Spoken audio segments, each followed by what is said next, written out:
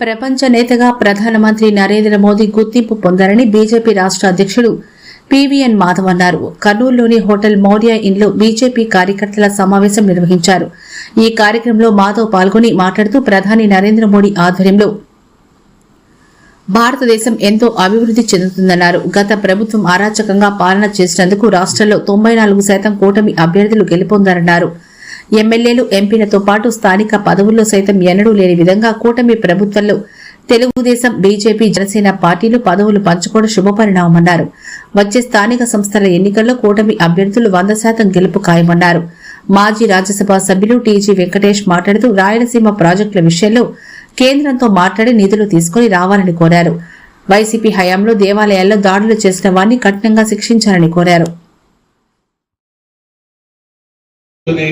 దీనికి ఫండ్స్ ఏర్పాటు చేసే దీంట్లో మనం పోరాడాలని అధ్యక్షుడిని కోరుతున్నాను. ఎందుకంటే ఇది చాలా ముఖ్యం. ఇక్కడి నుంచి నీళ్లు పోతున్నాయి కానీ మనకు నీళ్ళు లేదు. మనకు గత ప్రభుత్వంలో దేవాలయాలు కొన్ని పాల్గొట్టడం జరిగింది, కొన్ని కర్నూలు జిల్లాలో కూడా జరిగాయి.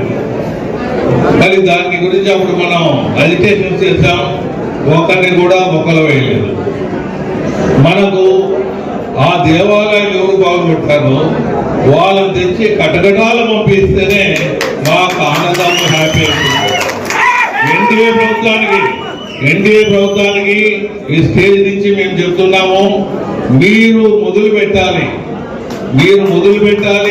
వీళ్ళని ఎవరు దేవాలయాలు పాల్గొంటారో నిందితులు తెలుసు, పోలీసులు తెలుసు, పట్టుకొని వచ్చి లోన వేస్తేనే అది ఎన్డీఏ ప్రభుత్వానికి, అన్ని పార్టీలకు, మా జాయింట్ లో ఉండే పార్టీలందరికీ న్యాయం చేసిన వాళ్ళైతే సభాముఖంగా తెలియజేస్తున్నాం. దీని విషయంలో స్టేట్ పార్టీ కూడా ముందుకు తీసుకుపోవాలి. వారు ఎవడెవడు పాల్గొంటారో వాళ్ళకు ఒకవేళ పోలీసు వాళ్ళకి తెలియదంటే పేర్లు ఇచ్చేదానికి మేము రెడీగా ఉన్నాం.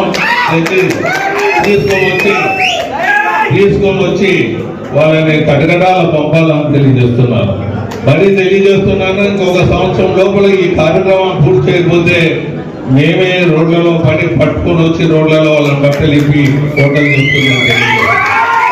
ప్రభుత్వాన్ని అద్భుతంగా నడిపిస్తూ ప్రపంచాధినేతగా మన ప్రియతమ ప్రధాని నరేంద్ర మోడీ గారిని మనం సారథిగా తీసుకుని ఆయన సారథ్యంలో భారతదేశ జెండా ప్రపంచ వ్యాప్తంగా సగౌరవంగా ఎగురుతుందని మనందరం గమనించాలి. అలాగే కేంద్రంలో 11 సంవత్సరాల నుంచి నరేంద్ర మోడీ గారి నేతృత్వంలో ఒక అద్భుత ప్రభుత్వం నడుస్తుంది. ఈ యొక్క ప్రభుత్వం లక్ష్యం